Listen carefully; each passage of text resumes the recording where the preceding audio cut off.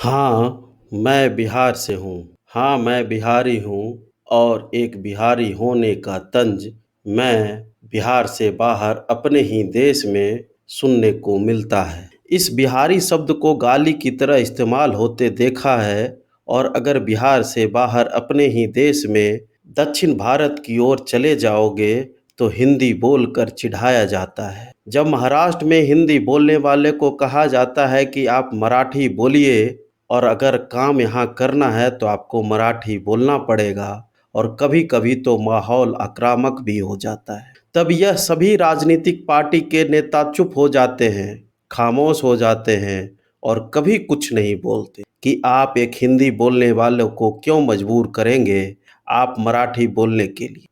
ये नेता एक दूसरे को वोट चोर और चोर बोलकर वास्तव में आपका वोट चुराने आए हैं और इसी नवंबर में आपसे चुरा भी लेंगे और आप हम जिंदाबाद के नारे लगाते रहेंगे 5 सालों तक आने वाले। अगर कोई बिहार से बाहर गया है अपने परिवार को चलाने के लिए, चंद पैसे कमाने के लिए मेहनत मजदूरी कर चंद पैसा कमाता है और अपना घर परिवार चलाता है, वह पैसे बिहार में भेजता है और बिहार में उसके परिवार के लोग उससे अपना जीवन निर्वहन करते हैं, तब यह कोई नेता बिहार से हो या चाहे किसी और प्रदेश से, यह नहीं कहता कि यह गलत है, क्योंकि इन सभी पार्टियों के नेताओं की जात एक है और हमारी और आपकी जात एक है, सिर्फ बिहारी। अगर बिहार से बाहर कोई दिल्ली, हरियाणा, खास करके पंजाब में रहता है और अगर किसी ने कुछ गलती कर दी